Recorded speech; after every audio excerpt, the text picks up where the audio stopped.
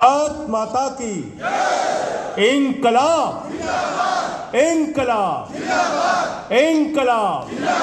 आम आदमी पार्टी, आम आदमी पार्टी। मंच पर आसीन आम आदमी पार्टी असम के स्टेट प्रेसिडेंट डॉक्टर भुवन चौधरी जी, आम आदमी पार्टी के स्टेट के in charge Rajesh Sharma ji, vice president Laxmikant Dubey ji, Manoj ji, यहां पर काउंसलर मासूमा बेगम जी, विक्टर गोगोई, राजीव साक्या, जितने हमारे फ्रंटल संगठन हैं, महिला संगठन, CYSS, यूथ, जितनी विंग्स हैं, लीगल विंग, सबके स्टेट प्रेसिडेंट और सारे पदाधिकारियों को, सभी डिस्ट्रिक्ट प्रेसिडेंट, विधानसभाओं के प्रेसिडेंट, सभी कार्यकर्ताओं को आज की इस मीटिंग के लिए, आज के इस प्रोग्राम के लिए हृदय की गहराइयों से बहुत बहुत बधाई देना चाहता हूं, बहुत बहुत धन्यवाद देना चाहता हूं। मैंने खुद हमेशा अपने आप को एक कार्यकर्ता समझा है, इसलिए मुझे मालूम है कि जब इस प्रकार का आयोजन होता है, इस प्रकार के कार्यक्रम होते हैं, तो कितनी मेहनत कार्यकर्ताओं को करनी पड़ती है। आज आप इस कार्यकर्ता सम्मेलन में असम के अलग अलग इलाकों से आप यहां पहुंचे हैं। कोई बस से आया होगा, कोई ट्रेन से आया होगा, बड़ी तकलीफ उठा के यहां कार्यक्रम में आप पहुंचे होंगे, लेकिन मन में एक जज्बा है, एक जुनून है, एक ऐसा जुनून है जिसमें आप चाहते हैं कि इस देश की राजनीति बदले। आप चाहते हैं कि बदलाव की राजनीति असम तक भी पहुंचे। आप चाहते हैं कि शिक्षा की, स्वास्थ्य की, बिजली की, पानी की, रोजगार की जो राजनीति दिल्ली और पंजाब में चल रही है, वो राजनीति आसाम की भी धरती पर आए, ये आपकी मंशा है और इसके लिए आप यहां पर इकट्ठा हुए। साथियों और दोस्तों, जब हम लोगों ने अपने आंदोलन की शुरुआत 2011 में की थी, तो हमने नहीं सोचा था कि हम कोई राजनीतिक पार्टी बनाएंगे। हमने नहीं सोचा था कि हम विधायक बनेंगे, सांसद बनेंगे, मंत्री बनेंगे, मुख्यमंत्री बनेंगे। हम तो एक ही बात कह रहे थे कि भ्रष्टाचार के खिलाफ एक मजबूत लोकपाल का कानून बना दो। लेकिन उस समय की जो सरकार थी और जो हमारी विरोधी पार्टियां थी, उन सारी पार्टियों ने कहा कानून बनाना है तो विधानसभा में आओ, कानून बनाना है तो लोकसभा में आओ, कानून बनाना है तो विधानसभा में आओ। और अपने विरोधियों की उस चुनौती को स्वीकार करने का काम अरविंद केजरीवाल और आम आदमी पार्टी के कार्यकर्ताओं ने किया। और दिल्ली से इसकी शुरुआत हुई। 2013 का जब हम चुनाव लड़ रहे थे, लोग हमारे ऊपर हंसते थे, मजाक उड़ाते थे, अरे ये टोपी वाले, इनकी तो जमानत जब्त हो जाएगी, इनका तो पता नहीं चलेगा, और ये कैसे कैसे लोगों को इन्होंने चुनाव में उतार दिया, इनको कौन वोट देगा। लेकिन जब 2013 में दिल्ली का रिजल्ट सामने आया, तो न सिर्फ पूरा हिंदुस्तान बल्कि पूरी दुनिया हैरान थी कि परिवर्तन की राजनीति की शुरुआत आपने की। राखी बिरलान चुनाव लड़ रही थी आम आदमी पार्टी से, पैसे नहीं थे उसके पास, कार्यकर्ताओं ने चंदा इकट्ठा किया, चुनाव लड़ाया, और जो प्रत्याशी कांग्रेस पार्टी का उनके खिलाफ लड़ रहा था, उसकी 1000 करोड़ की संपत्ति थी।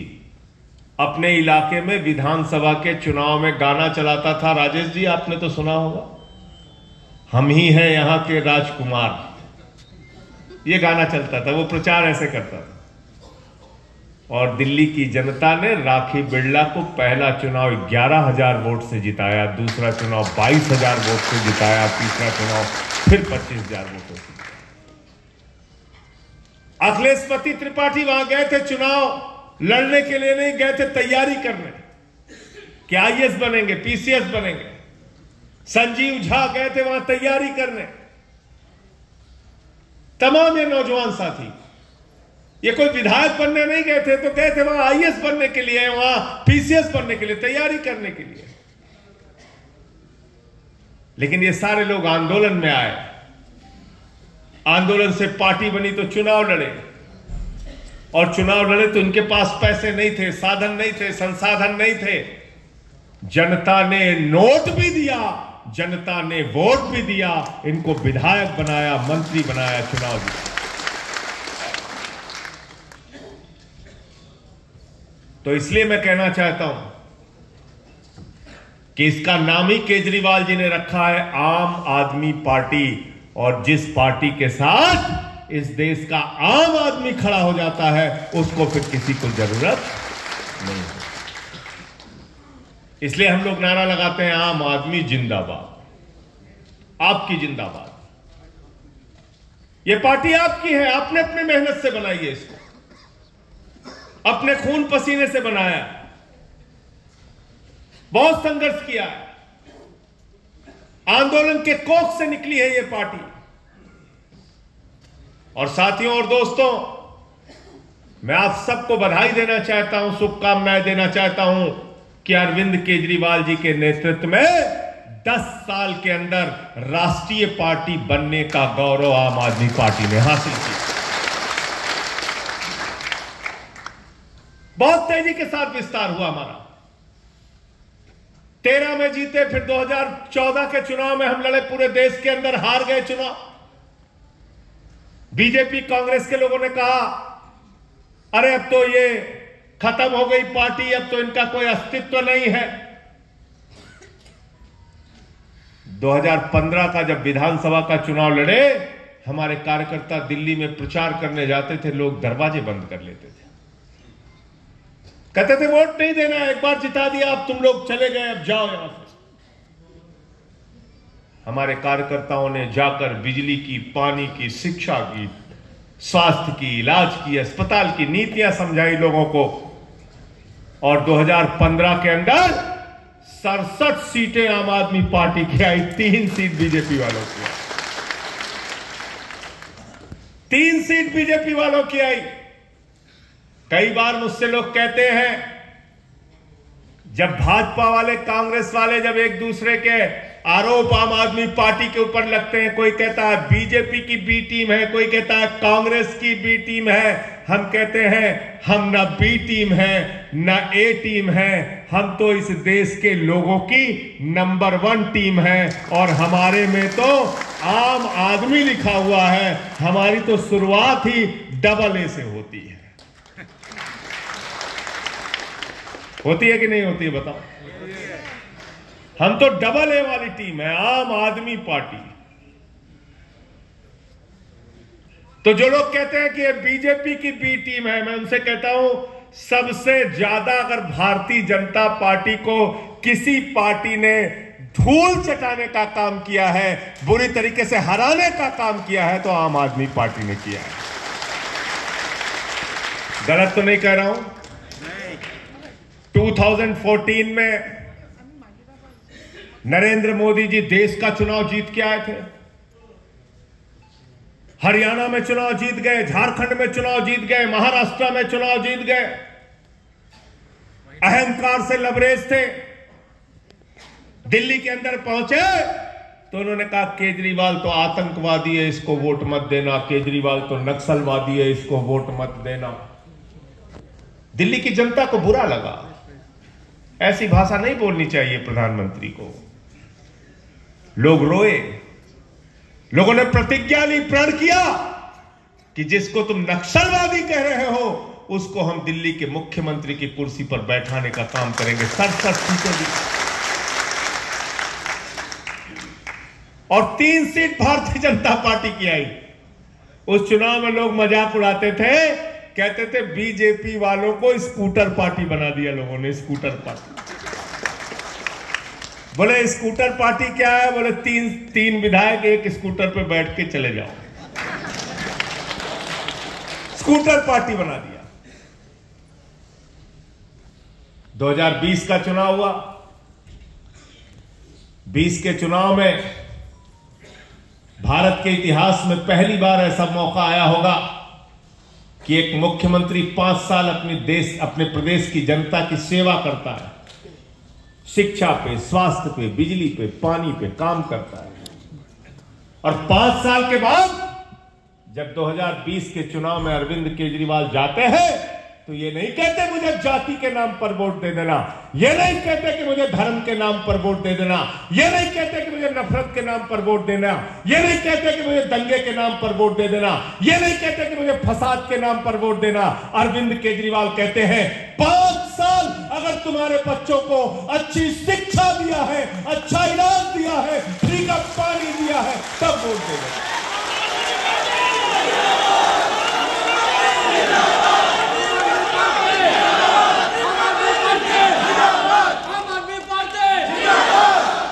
बताओ कहा था कि नहीं कहा था? कहा था ना, काम किया है तो वोट देना, काम नहीं किया है तो वोट मत देना। आम आदमी पार्टी के कार्यकर्ताओं में भी यही साहस होना चाहिए कि जहां हम जाएं लोगों से एक ही बात कहें, भाई बताओ तुम अगर आम आदमी पार्टी को लाओगे तो तुमको दिल्ली के अंदर, पंजाब के अंदर जो सुविधाएं मिल रही हैं वही सुविधाएं आसाम के अंदर मिलेंगी। यही बातें हमें गांव-गांव तक पहुंचाएं, हमारा यही मकसद होना चाहिए। और आम आदमी पार्टी का कार्यकर्ता जब अपने सर पे टोपी पहनता है, गांव में अपना कोई पर्चा लेके जाता है, तो उसको किसी से डरने और दबने की आवश्यकता नहीं है, क्योंकि आपका तो काम ही बोलता है। और वो काम क्या है? किसी ने नहीं सोचा था आजादी के बाद कि देश में एक ऐसी सरकार बनेगी जो ये कहेगी कि गरीब के घर में बिजली तो होनी चाहिए, गरीब के घर में रोशनी तो होनी चाहिए, लेकिन उस रोशनी की कोई कीमत नहीं होनी चाहिए। 200 यूनिट तक दिल्ली में बिजली फ्री और 400 यूनिट तक बिजली आधे दाम पर बिजली मिलती है। अभी राजेश जी कह रहे थे, चौधरी साहब कह रहे थे कि यहां बहुत महंगी बिजली है, प्रीपेड बिजली कहते हैं कि नहीं, प्रीपेड। अगर पैसा भरवाया तो बिजली मिलेगी, पैसा नहीं भरवाया तो बिजली बंद हो जाएगी। अब की जब चुनाव में वोट मांगने के लिए आए तो इनसे कहना दिल्ली की तरह फ्री बिजली दोगे तो वोट देंगे, वरना तुम्हारी भी बत्ती गुल कर देंगे। कहना नहीं कहना है, बत्ती गुल कर देना है इनकी। कह देना तुम्हारी भी लाइट हम उड़ा देंगे। गलत तो नहीं कह रहा हूं? पहले मुख्यमंत्री हुए केजरीवाल जी आजादी के बाद, जिन्होंने कहा हर घर में 700 लीटर डेली पीने का साफ पानी मिलना तो चाहिए, लेकिन उस पानी की कोई कीमत नहीं होनी चाहिए। फ्री पानी देने का ऐलान। पहले मुख्यमंत्री हुए अरविंद केजरीवाल इस देश के, जिन्होंने कहा हमारे बच्चों को सरकारी स्कूल की शिक्षा के नाम पर मजाक उड़ाया जाता है। जिसका बच्चा सरकारी स्कूल में पढ़ता है उसको हे दृष्टि से देखा जाता है, उसको नफरत की निगाह से देखा जाता है। यह कहा जाता है ये तो सरकारी स्कूल में पढ़ने वाला गरीब बच्चा है, ये क्या कंपटीशन कर पाएगा। केजरीवाल ने कहा विश्व स्तरीय बेहतरीन सरकारी स्कूल बनाऊंगा जहां पर आम आदमी का, गरीब का बच्चा भी पढ़ता है। जब केजरीवाल जी सिसोदिया जी जाते थे तो दिल्ली के सरकारी स्कूलों में मकड़ी के जाले लगे रहते थे। टाट पट्टी पर बच्चे बैठ के पढ़ते थे। बेटियों के लिए टॉयलेट का इंतजाम नहीं था सरकारी स्कूलों में, और आज उन्हीं सरकारी स्कूलों को दिल्ली के अंदर एयर कंडीशन कमरे केजरीवाल और सिसोदिया जी ने बनाया। उन्हीं सरकारी स्कूलों में एथलीट के ग्राउंड बनाए, उन्हीं सरकारी स्कूलों में हॉकी के ग्राउंड बनाए। लोग देख के हैरान हो जाते हैं। सरकारी स्कूलों में स्विमिंग पूल का निर्माण करवाया और सरकारी स्कूलों के टीचर्स को विदेशों में ट्रेनिंग के लिए भेजा। बोला हमारे बच्चों को अच्छी शिक्षा देना, और पिछले 8 साल से इंटर का रिजल्ट प्राइवेट स्कूल से बेहतर सरकारी स्कूल का आ रहा है। यह काम हमने किया दिल्ली का। और आप कल्पना कीजिए एक आम आदमी पार्टी के कार्यकर्ता के लिए कितनी खुशी की बात है, कितनी बड़ी बात है। पहले लोग कहते थे अमेरिका से सीखो, अमेरिका से सीखो, अमेरिका से सीखो। आज अमेरिका वाला कह रहा है केजरीवाल से सीखो, केजरीवाल से सीखो, केजरीवाल से सीखो। अमेरिका के राष्ट्रपति ट्रंप की पत्नी हिंदुस्तान आई। नरेंद्र मोदी जी ने कहा गुजरात में हमारा 27 साल से राज है, हमारा स्कूल देख लीजिए। ट्रंप की पत्नी ने कहा नहीं देखना। अरे बोले योगी बाबा का उत्तर प्रदेश में राज है, वहां का स्कूल देख लीजिए। ट्रंप की पत्नी ने कहा नहीं देखना। बोले मध्य प्रदेश में शिवराज का राज है, वहां देख लीजिए। बोले नहीं देखना। बोले हरियाणा में खट्टर का राज है, वहां देख लीजिए। बोले नहीं देखना। बोले आसाम में हेमंत शर्मा का राज है, वहां देख लीजिए। बोले नहीं देखना। तो बोले देखना क्या है? तो उसने कहा मैं केजरीवाल और सिसोदिया का सरकारी स्कूल देखना। अमेरिका का न्यूयॉर्क टाइम्स अखबार दिल्ली के सरकारी स्कूलों के बारे में खबरें छापता है। आज बीजेपी इसलिए आपसे परेशान है, आज बीजेपी इसलिए केजरीवाल से नफरत करती है कि उन्होंने इतना अच्छा सरकारी स्कूल कैसे बना दिया, इतने अच्छे अस्पताल कैसे बना दिए, इतने अच्छे मोहल्ला क्लिनिक कैसे बना दिए। अरे हमारा तो धंधा हिंदू मुसलमान के नाम पे चल रहा था, ये केजरीवाल ने स्कूल, अस्पताल, बिजली, पानी, ये क्या मुसीबत हमारे लिए शुरू कर दी। अब हम कैसे राजनीति करेंगे। गए केजरीवाल जी गुजरात लड़ने, राजेश भी गए थे प्रचार करने, वहां आप भी काम किए वहां। तो केजरीवाल जी ने गुजरात में भी कहना शुरू कर दिया स्कूल बनाएंगे, अस्पताल बनाएंगे, स्कूल बनाएंगे, अस्पताल बनाएंगे। तो गुजरात के अंदर प्रधानमंत्री नरेंद्र मोदी जी पहुंचे, कार्यकर्ताओं से पूछा क्या मामला है। अरे बोले साहब वो केजरीवाल जी रोज कहते हैं स्कूल बनाएंगे, अस्पताल बनाएंगे। तो मोदी जी ने कहा मेरी फोटो खिंचवाओ स्कूल में। तो बीजेपी वालों ने कहा कोई स्कूल तो है नहीं। बोले नहीं नहीं मुझे फोटो खिंचवाना है। बोले नहीं साहब कहां खिंचवाएंगे। बोले अहमदाबाद में खिंचवाएंगे। बोले एक स्कूल, चलो स्कूल दिखाओ। टीवी वाले बुलाए गए, सारे चैनल वाले, आज तक, एनडीटीवी, इंडिया टीवी, सारे चैनल, सभी चैनल पे प्रसारण शुरू हो गया। ये बढ़िया वाला स्कूल मोदी जी का देखिए, ये अच्छा वाला स्कूल मोदी जी का देखिए। केजरीवाल जी ने भी टीवी पे देखा मोदी जी का सरकारी स्कूल, अपने कार्यकर्ताओं को इकट्ठा किया, टोपी वाले आम आदमी पार्टी के कार्यकर्ताओं को कहा जाके मोदी जी का सरकारी स्कूल देख कर आओ। अगर उन्होंने इतना अच्छा स्कूल बनाया है तो उनको गुलाब का फूल दे के आना, उनकी तारीफ करके आना। आम आदमी पार्टी के कार्यकर्ता, राजेश शर्मा जी की तरह, हम लोगों की तरह कार्यकर्ता सब वहां पे पहुंचे। बोले स्कूल कहां है, स्कूल कहां है। पता चला टेंट उखाड़ के लेके चले गए। टेंट उखाड़ के लेके चले गए। जरा सोचिए आप, दिमाग लगाइए। 27 साल में देश के प्रधानमंत्री नरेंद्र मोदी गुजरात के अंदर एक स्कूल नहीं बना पाए जहां पे वो अपनी फोटो खिंचवा सके। ये बेईमान लोग कभी आपके बच्चों को अच्छी शिक्षा नहीं दे सकते, याद रखें।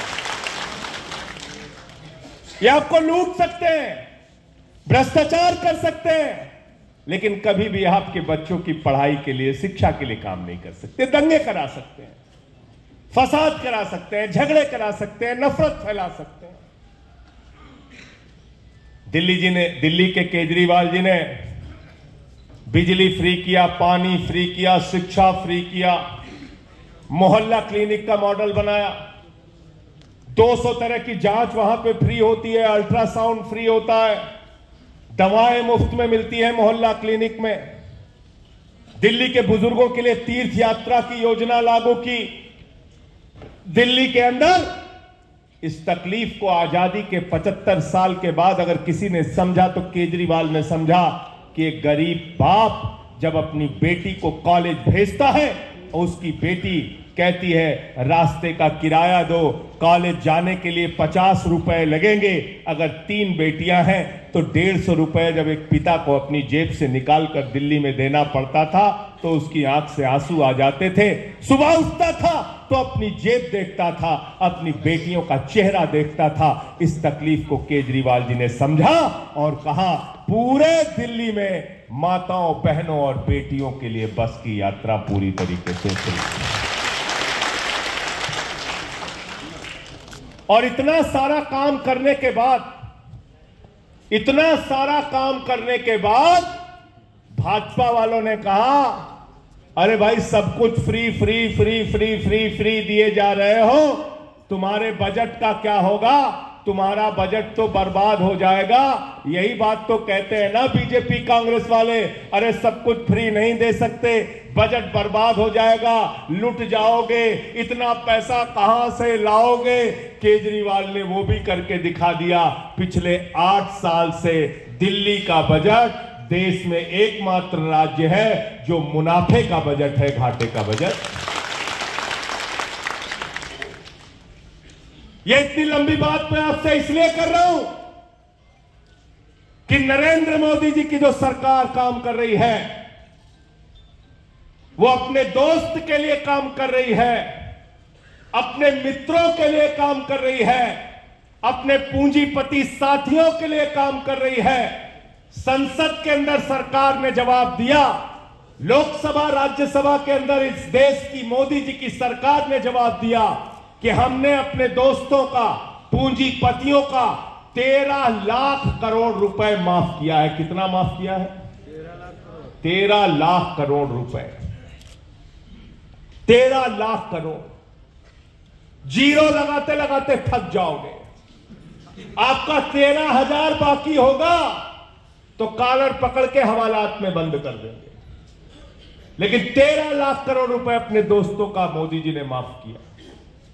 और नरेंद्र मोदी जी के जितने दोस्त हैं वो आपका बैंकों से पैसा लूटते हैं और लूट के हिंदुस्तान छोड़ के भाग जाते हैं।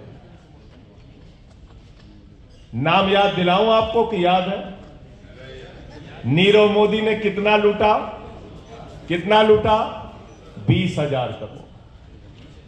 20,000 करोड़ रुपए नीरव मोदी और मेहुल चौकसी ने बैंकों से खाली कर दिया और लूट कर चले गए, आराम से लंदन में बैठे हुए।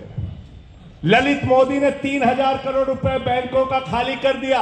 विजय माल्या ने 10,000 करोड़ रुपए बैंकों का साफ कर दिया। नितिन संदेशरा ने 6,000 करोड़ रुपए बैंकों का साफ कर दिया। बैंकों में आपका पैसा जमा है, आम आदमी का पैसा जमा है। मैं कहना चाहता हूं नरेंद्र मोदी जी से, ये 13 लाख करोड़ रुपए जो तुम्हारे दोस्तों ने खाए हैं, लूटा है, वो पैसा उनसे वापस लो और हिंदुस्तान की तरक्की के लिए उस पैसे को लगाओ। अस्पताल बनाओ, उससे स्कूल बनाओ, उससे सड़कें बनाओ, उससे गांव की तरक्की करो, तब ये देश आगे जाएगा। किसके लिए काम कर रहे हैं नरेंद्र मोदी जी? कौन है उनका सबसे प्रिय दोस्त? बताओ जरा। सबको नाम मालूम है। जोर से जरा बोलो, कौन है दोस्त? सबको पता है। आकाश में चले जाओ तो हवाई जहाज किसका? जमीन पे आ जाओ तो एयरपोर्ट किसका? समुद्र में चले जाओ तो सीपोर्ट किसका? पाताल में चले जाओ तो कोयला किसका? गैस किसका? सड़क किसकी? रेल किसका? तेल किसका? आकाश से लेके पाताल तक नरेंद्र मोदी जी ने सब कुछ अडानी को दे दिया। मोदी जी इंडिया के प्रधानमंत्री नहीं है, अडानी के प्रधानमंत्री है। अडानी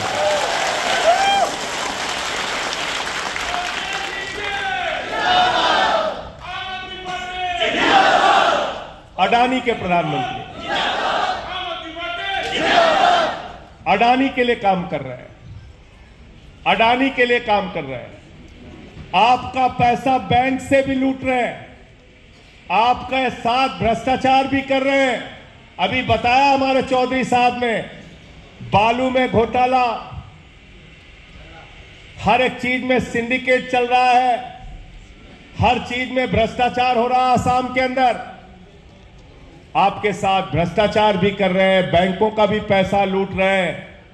और आपको जब चुनाव आता है तो कोई काम की बात नहीं करते। आम आदमी पार्टी वाले आप लोग तो जाते हो, आप कहते हो हम स्कूल बनाएंगे, अस्पताल बनाएंगे, आप कहते हो हम आपकी सड़कें बनाएंगे, आप कहते हो हम आपके लिए मोहल्ला क्लिनिक बनाएंगे, आप कहते हो हम आपको फ्री इलाज कराएंगे, आप कहते हो हम आसाम को आगे लेकर जाएंगे, आप कहते हो हम इस देश की तरक्की करेंगे। और भाजपा वाले आते हैं, वो कहते हैं हम नफरत फैलाएंगे, दंगा कराएंगे।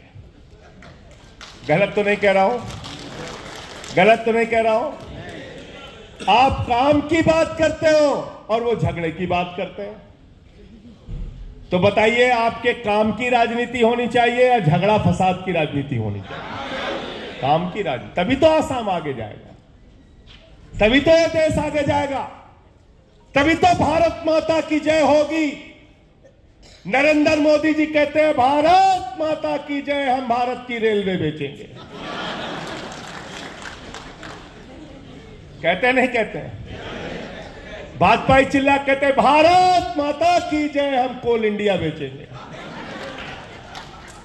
भारत माता की जय, हम steel authority of India limited SAIL बेचेंगे। भारत माता की जय, हम तेल बेचेंगे।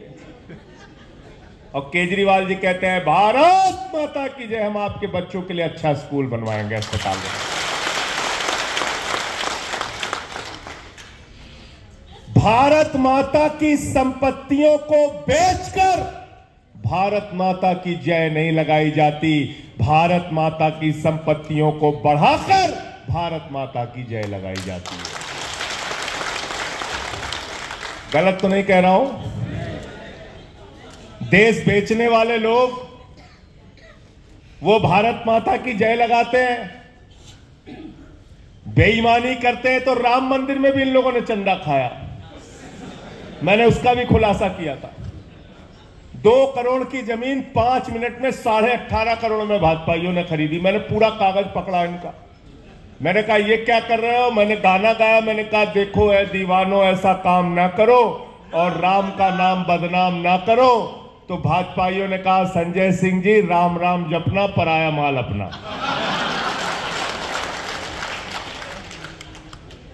तो ये ना राम के हैं, ना आम के हैं, ना किसी काम के हैं, दुश्मन अनाज के हैं ये।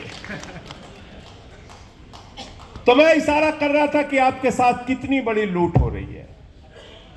और चुनाव आता है तो आपके नकली नारों में फंसा देते हैं, कहते हैं जिस हिंदू का खून न खौला खून नहीं वो पानी है। अब की जब चुनाव में आए तो कह देना हमारा खून सब बहुत खौल रहा है, पहले अडानी जितना लूट के लिया है उसको सब वापस करो। है कहना हमारा खून बहुत लूट खौल रहा है, जितना भ्रष्टाचार असम के अंदर चल रहा है वो बंद करो। मुझे बता रहे थे कि मुख्यमंत्री जी के परिवार में ही प्राइवेट स्कूल चलाते हैं। चलाते नहीं चलाते? तो जो मुख्यमंत्री खुद प्राइवेट स्कूल चलाएगा वो सरकारी स्कूल कैसे खोलेगा भाई? खोलेगा क्या? उसको तो अच्छा माल उधर से मिल रहा है, तो क्यों खोलेगा? तो इसलिए आम आदमी पार्टी जब आएगी तब अच्छे स्कूल बनेंगे, अच्छे अस्पताल बनेंगे, मोहल्ला क्लिनिक बनेगा, इलाज होगा, रोजगार। बाकी तो झूठ बोलने में, मैं तो मोदी जी के बारे में कहता हूं, अगर कोई अंतर्राष्ट्रीय प्रतियोगिता हो तो नंबर 1 पे नरेंद्र मोदी जी आएंगे भाषण प्रतियोगिता में, झूठ बोलने में। और इतने कॉन्फिडेंस के साथ झूठ बोलते हैं, यह भी सीखना पड़ेगा उनसे। अभी बिहार के लिए बोलने लगे, राजेश जी क्या बोला? कहने लगे दरभंगा में हमने एम्स अस्पताल बनवा दिया। पूरा बिहार के लोग पहुंच गए, बोले भैया कहां है एम्स? बना ही नहीं वहां। अभी गए भोपाल में मोदी जी ने कहा रानी दुर्गावती के नाम से एक स्टेशन भोपाल में बना है। उस स्टेशन की चर्चा पूरी दुनिया में हो रही है। भोपाल वाले खोजने लगे स्टेशन बना ही नहीं, स्टेशन ही नहीं बना। ऐसी ऐसी बातें हमारे प्रधानमंत्री जी करते हैं। एक चुनाव रैली में गए, कहने लगे जब सिकंदर बिहार में आया था तो बिहारियों ने मार के भगाया था। पता चला सिकंदर कभी बिहार गया ही नहीं। कभी कहते हैं नाली के गैस से चाय बना लो, कभी कहते हैं कि मैंने आर्मी वालों से कहा, मैंने वायुसेना के लोगों से कहा रडार में नहीं आएगा, मौसम खराब है। बताओ आप, ये देश के प्रधानमंत्री है, मजाक उड़ाते हैं देश का। तो प्रधानमंत्री जी इतने कॉन्फिडेंस के साथ झूठ बोलते हैं। ये बड़ी अजीब बात है कि कहते हैं आपसे 2 करोड़ नौकरी हर साल देंगे, आज तक नहीं मिली। कहते हैं काला धन लेके आएंगे, इतना काला धन लाएंगे, हवाई जहाज पे लाद के लाएंगे, बैलगाड़ी पे लाद के लाएंगे, ट्रैक्टर पे लाद के लाएंगे। कहा था नहीं कहा था? कहा था इतना काला धन लाएंगे भाइयों और बहनों कि हर खाते में कितना जमा हो जाएगा? कितना? सबको याद है, कोई भूला नहीं है। लालू जी बहुत नाराज हो रहे थे। लालू जी ने कहा हमारे 7 गो बेटा बेटी, हम पति पत्नी, सबसे ज्यादा पैसा हमारा आने वाला था, एक भी पैसा नहीं आया, एक भी पैसा नहीं आया। ऐसा मूर्ख बनाया देश को, ऐसा मूर्ख। किसानों से बोले फसल का दाम 2 गुना करेंगे, फिर बोले 15 अगस्त 2022 तक सबको पक्का मकान दे देंगे। हर वादा झूठा निकला।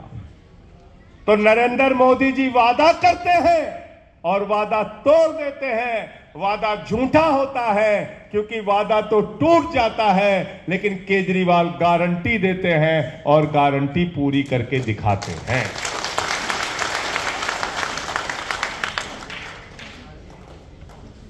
आज जो हालात चल रहे हैं देश के, आपसे छिपे नहीं है।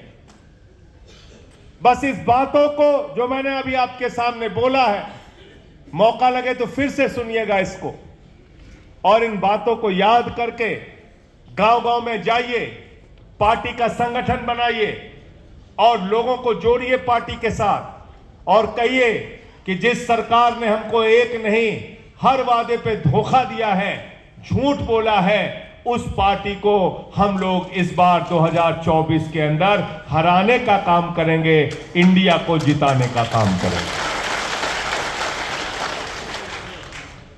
हमने इंडिया गठबंधन बना दिया, उससे नाराज हो गए, कहते हैं हम इंडिया का नाम ही बदल देंगे। बताओ आप, कल को भारत के नाम से गठबंधन बन जाएगा, कहेंगे हम भारत का नाम बदल देंगे। कल को हिंदुस्तान के नाम से कोई गठबंधन बन जाएगा, कहेंगे हम हिंदुस्तान का नाम बदल देंगे। ये कौन सी सनक है भाई? बाबा साहब डॉक्टर भीमराव अंबेडकर जी ने इस देश का कॉन्स्टिट्यूशन लिखा, इस देश का संविधान लिखा, और उस संविधान में लिखा India that is Bharat shall be A union of states. ये लिखा है बाबा साहब डॉक्टर भीमराव अंबेडकर ने आर्टिकल की पहली धारा। कितनी बार है? 900 बार देश के कॉन्स्टिट्यूशन में इंडिया लिखा हुआ है, 900 बार।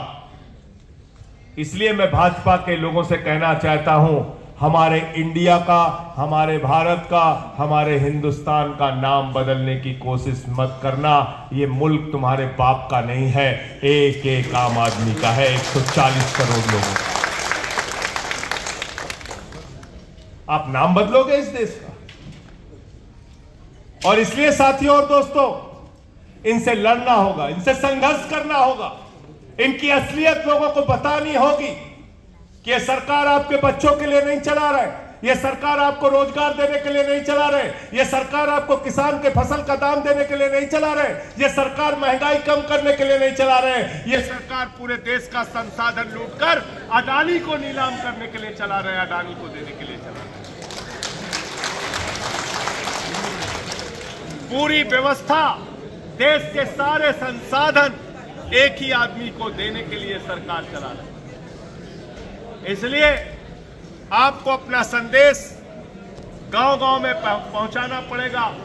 आम आदमी पार्टी के संगठन के बारे में जो जानकारी चौधरी जी ने, राजेश भाई ने और अभी प्रदेश कार्यकारिणी की मीटिंग थी, जो जानकारी इन लोगों ने दी, हमारे साथियों ने बहुत तेजी के साथ आसाम के अंदर आम आदमी पार्टी बढ़ रही है। इसके लिए आप सबको बहुत बहुत बधाई। आप सब मेहनत कर रहे हैं, तेजी के साथ आप अपना संगठन बढ़ा रहे हैं। ऐसे ही संगठन का विस्तार करिए। जब हम लोग, आपको यकीन नहीं होगा, आंदोलन जब हमने शुरू किया था तो हम तो उम्मीद कर रहे थे कि 2-3 हजार लोग आ जाए तो बहुत बड़ी बात है। राजेश जी गलत कह रहे हैं। जंतर मंतर पे हम लोग सोच रहे थे 3,000 लोग आ जाए, केजरीवाल जी सोच रहे थे 3,000 भी आ जाएंगे तो बहुत होगा। आज तो देश के किसी भी हिस्से में चाहो तो हजारों हजार लोग आम आदमी पार्टी के साथ जुड़ने के लिए तैयार। आज देश के हालात को नफरत के नाम पे, नफरत की बुनियाद पे इस देश को बांटने का काम किया जा रहा है। मणिपुर पिछले 4-5 महीने से चल रहा है। देश के प्रधानमंत्री को उसकी चिंता नहीं। एक बार भी मणिपुर के हिंसा के ऊपर आवाज प्रधानमंत्री ने नहीं निकाली। और जब मैंने देश की संसद में कहा मणिपुर पे जवाब दो, मणिपुर पे जवाब दो, मुझे सस्पेंड करके बाहर कर दिया। अभी तक भी मुझे सस्पेंड किया हुआ है, लेकिन मैं इनसे डरने वाला नहीं, उनसे लड़ने का काम करूंगा।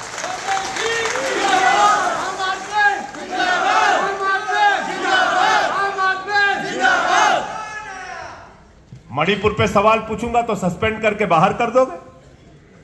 मैंने क्या गलत पूछा? मैंने क्या गलत कहा?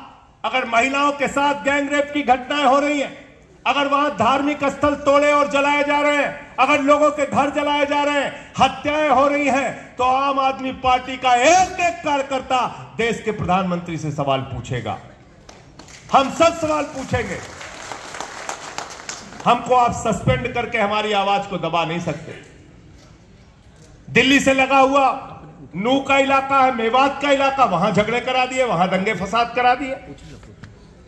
अरे हमारे बच्चों के लिए काम करो, स्कूल अस्पताल बनाओ, देश की तरक्की करो, सड़कें बनाओ। बेईमानी करते हो। दिल्ली के अंदर एक सड़क बनाई इन्होंने द्वारका एक्सप्रेसवे के नाम से। आपको मालूम है कितने में वो सड़क बनी? 18 करोड़ रुपए में वो सड़क सैंक्शन हुई थी। 250 करोड़ रुपए प्रति किलोमीटर में सड़क बनाई। बताओ आप, सोने की सड़क बना रहे हैं। 250 करोड़ रुपए प्रति किलोमीटर, पर किलोमीटर में 250 करोड़ की सड़क। इतनी बड़ी बेईमानी कर रहे हैं लोग।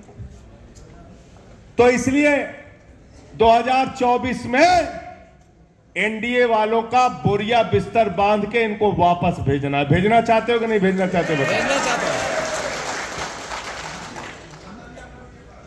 जिताना किसको है? इंडिया को जिताना है। और एनडीए बोले साहब, इंडिया की बैठक के बाद एनडीए वालों ने बहुत बड़ी मीटिंग कर ली। मैंने कहा कितनी बड़ी कर ली? बोले उनके आपके 26 आए, उनके 38 आए। तो मैंने कहा उनके तो 26 ऐसे थे जिनके एक भी विधायक और सांसद ही नहीं थे। तो हमसे पूछे कौन कौन से दल आए? मैंने कहा एनडीए में जो गठबंधन में जो पार्टी आई, जो दल आए, उनका नाम था हम, तुम, क्यों, कहां, कैसे, लेकिन, वेकिन, मेकिन, कामा, फुल स्टॉप, सबको बुला लिया। और मैंने कहा ये एनडीए नहीं है, तुम्हारी पूरी सरकार तो अडानी के लिए काम करती है, इसलिए मैंने एनडीए का नाम बदल के रख दिया न्यू डीलर ऑफ अडानी। क्या नाम है एनडीए का? जरा बोल दो। New dealer of Adani. ये अडानी के नए डीलर तैयार हुए हैं। इनसे सावधान रहना और अपना एक एक चीज का आपको हिसाब मांगना है, मेहनत करनी है। और मैं एक बात आपसे कहना चाहता हूं, मैं अपने साथियों से भी कह रहा था, जो देश में नफरत फैलाने वाले लोग हैं, उनकी संस्था 1925 में बनी थी आरएसएस। 97 साल हो गए उनको। 75 में तो उन्होंने अपनी पार्टी जनसंघ बंद करके शामिल हो गए थे जनता पार्टी में। 80 में फिर पार्टी बनाई, 84 में उनकी 2 सीट आई थी। तो इसलिए आज बहुत सालों की 97 साल के उनका जो काम करने का तौर तरीका, धंधा जो भी है, उसके बाद अब वो सत्ता में आए। हमने तो 10 साल में केजरीवाल जी के नेतृत्व में आम आदमी पार्टी को राष्ट्रीय पार्टी बना दिया। मैं तो आपके एक ही बात कहना चाहता हूं, मेहनत से, निष्ठा से, धैर्य से काम करते रहोगे, दिल्ली के अंदर आपकी भी एक दिन सरकार होगी और जो नीतियां आप दिल्ली और पंजाब में देख रहे हो, ये पूरे देश में हम लोग लागू कर पाएंगे। एक एक चीज को हम लोग लागू कर पाएंगे। आप सबका, हमारे एक साथी का जिक्र करके मैं अपनी बात को खत्म करूंगा। अभी बातचीत हो रही थी तो यह हुआ कि भाई बहुत आंदोलनों में पकड़ते हैं, गिरफ्तार करते हैं हम लोगों को। अपने जो साथी स्पोक्स पर्सन है, क्या नाम उनका, सुशांत ने करप्शन का मामला उठाया, 26 दिन उस नौजवान को जेल में रखा, फिर अभी उठा के 4-5 दिन के लिए अभी फिर जेल में रखा। मैं इस मंच के माध्यम से हेमंत विश्व शर्मा की सरकार को यह कहना चाहता हूं, आम आदमी पार्टी के कार्यकर्ताओं को जेल, लाठी और मुकदमे से डराने की कोशिश मत करना, एकदम कोशिश मत करना। और अगर आपको जानकारी हासिल करनी है तो दिल्ली में मोदी जी से और उत्तर प्रदेश में योगी जी से पूछ लेना। 23 FIR मेरे ऊपर किया था, एक दिन में 9 FIR किया। इससे हम लोग डरते नहीं। आम आदमी पार्टी की फौज है, ये और बढ़ेगी, इसका कारवा और बढ़ेगा। हृदय की गहराइयों से आप सबको आज के इस कार्यक्रम की सफलता के लिए बहुत बहुत बधाई। 2024 में एनडीए की विदाई करनी है, इंडिया को लाना है, इंडिया को जिताना है। जुड़ेगा भारत, जीतेगा इंडिया। चिंता मत करना, जो भी परिणाम आएगा, जो भी फैसला होता है इंडिया गठबंधन का, उस फैसले के साथ हम लोगों को खड़े रहना है। बहुत बहुत शुक्रिया। इंकलाब जिंदाबाद, आम आदमी जिंदाबाद। Thank you Sanjay Singh ji. आम आदमी पार्टी युव शक्तिर सभापति महोदय और टीम मंचल आमंत्रण करिछु। आम आदमी पार्टी समूह सभापतिर